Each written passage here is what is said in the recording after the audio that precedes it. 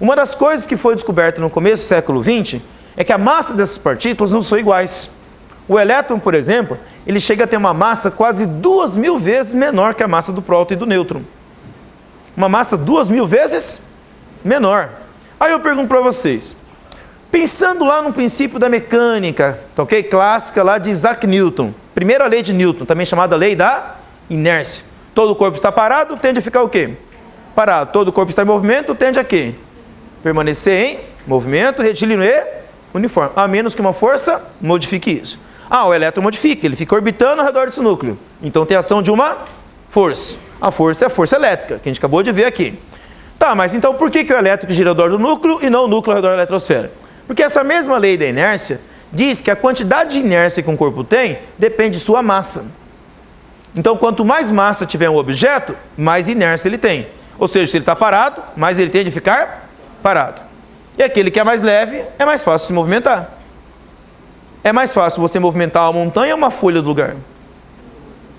Por quê? Porque é mais leve, ok? Agora pense comigo.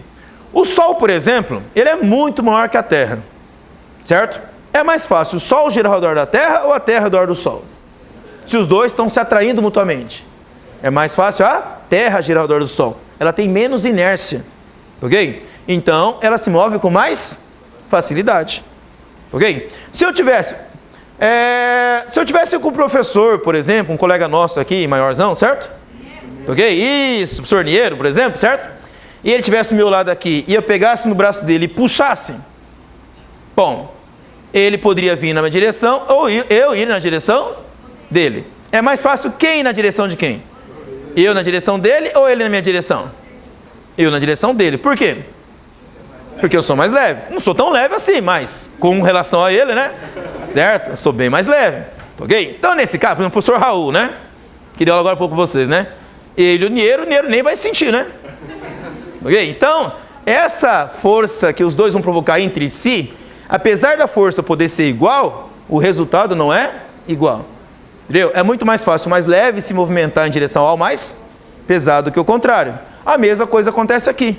O núcleo, como ele é formado de partículas muito mais pesadas, ok? Do que a eletrosfera, então é muito mais fácil as partículas da eletrosfera girar ao redor do núcleo, ok? Então por isso os elétrons estão orbitando ao redor do núcleo, porque o núcleo é formado de partículas muito mais pesadas. Tudo bem, tá aí? Tá? Dentro dessa análise que eu passei para vocês, aparece aí uma contradição. Alguém conseguiu perceber? Acabei de falar para vocês que partículas iguais, sinais iguais fazem o que entre si? Se repelem. Sinais opostos se atraem. Exatamente. Eu falei para vocês que os elétrons têm carga negativa e são atraídos pelo núcleo que são formados de cargas positivas. Então, a gente explicou porque os elétrons giram ao redor do núcleo porque eles estão sendo atraídos e porque são mais leves, né? Onde está a contradição nessa história toda agora? O núcleo é formado de quê? Prótons e nêutrons. E os prótons têm que carga? Positiva. Nêutron não tem carga, então ele não interage eletricamente. Onde está a contradição nessa história? Isto, quem? Os prótons que estão lá dentro. Eu posso ter um átomo cheio de prótons, não posso? Se um átomo pode estar cheio de prótons, o que os prótons devem fazer entre si? Se repelir. No entanto, como é que eles estão lá dentro? Juntos. Como é que é possível? Se os prótons têm cargas iguais e sinais positivos, eles não deveriam se repelir? E no núcleo, como é que eles estão? Juntos. Bom, só há uma explicação para essa aparente contradição, que não existe apenas forças elétricas na jogada. Entendeu o que eu acabei de falar? Próton com carga positiva faz o que com próton com carga positiva? Se repele. Tá, mas não tem elétrons lá dentro para grudar isso. Porque os elétrons teriam carga negativa, atraírem os prótons. Como é que é possível prótons positivos se repelirem e ficarem juntos? Bom, a resposta óbvia para isso é que existe mais coisa nessa estrutura, além da força elétrica. Existem outras forças na jogada. E uma dessas forças é chamada força nuclear forte. Olha o nome dela. Força nuclear forte. Nuclear porque está atuando em partículas nucleônicas. Lá onde? No núcleo do átomo. Forte por quê? Porque é forte, é claro. Ela tem que segurar a repulsão dos prótons.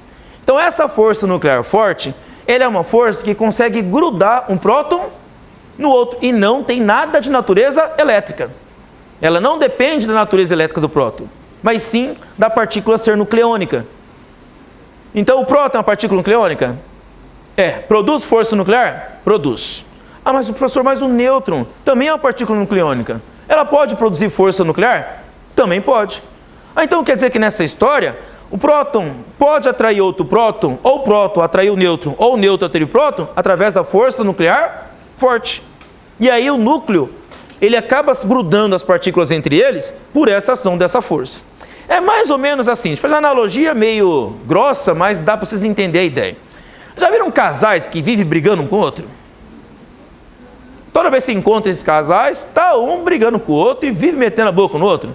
Mas toda vez que olha os dois, estão sempre juntinhos. Já viram gente assim? Eles não conseguem, eles vivem brigando, mas não conseguem se separar. Certo? Bom, se você considerar só a briga entre eles, o que eles deviam fazer? Se separar. Mas por que brigando o tempo todo, cuja tendência seria separar, ainda eles ficam juntos? Porque existe alguma coisa mais forte do que a briga que os mantém juntos. Né? É o amor, né? Certo? Ok? Tá? Bom, pode não ser, né? Pode ser uma relação doentia até, né? Certo? Ok? Tá? Por outro lado, eu posso garantir para vocês que só a briga não vai explicar a coisa, porque você não vai até tentar entender, olhando para aquelas brigas e falar, não consigo entender porque eles ficam juntos. Não, você entende, certo? Ok? Mas o que eu quero dizer é que existe algo que os mantém juntos. A mesma coisa acontece aqui. Se um próton fica grudado no outro, e o nêutron também está na jogada ali, significa que existem mais forças envolvidas ali. Uma dessas forças é chamada força nuclear forte, tá? Deixa eu fazer agora uma analogia um pouco melhor, tá? Sem ser tão grosseira assim. Pensa nessas forças nucleônicas, das forças nucleares ali, como sendo ganchos. Como se um próton tivesse um gancho, outro próton tivesse também um gancho, ok? Se as partículas estão longe, os ganchos não se encaixam, certo? E aí prevalece a repulsão elétrica. Isso quer dizer que se eu afastar um próton um pouquinho um do outro, prevalece a repulsão. Aí o próton pode sair pichando para fora. Ok? Deixa eu falar de um caso como esse. Sabe o átomo de urânio que eu citei agora há pouco? Que ele tem 92 prótons no núcleo? Então, ele tem mais de 2 centenas de nêutrons ali quase. Aliás, 2 centenas não, tem quase 1,5 centena de nêutrons ali no meio. É tanto nêutron na estrutura ali, certo? Que também faz força nuclear, mas é tanta partícula no meio que aquilo fica instável. E aí um próton acaba separando do outro. E sabe o que acontece? Prótons são espichados para fora. E aí o que acontece com o núcleo do átomo de urânio? Ele se quebra, ele se parte. Quando o núcleo de urânio se parte e prótons são arremessados para fora, nós chamamos isso de radioatividade. É um assunto que a gente vai abordar isso mais para frente com detalhes.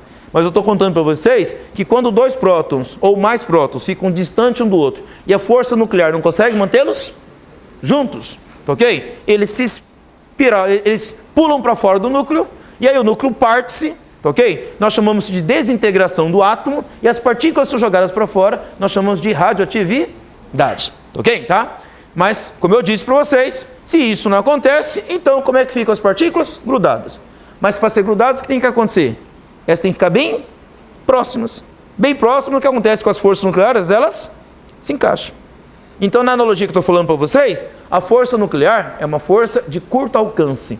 Uma força que só atua a pequena distância. E aí, essa pequena distância mantém as partículas grudadas. Quem consegue fazer essa força? Os prótons e os nêutrons. Por isso que eles conseguem manter-se agrupados ali dentro. Ok? Sabe como fossem bolinhas de velcro? Se encostou, gruda. Certo? Se está longe, não gruda. Entendeu? Então ali, as partículas nucleônicas funcionam assim. Ok? Já a natureza elétrica, ela consegue atuar a longa distância. Beleza? Bom, na próxima aula a gente vai voltar a falar sobre a estrutura do átomo, mas a gente vai ver as mudanças que nós podemos fazer nisso. E como é que isso está associado à eletricidade. Beleza? Por hoje é só. Obrigado.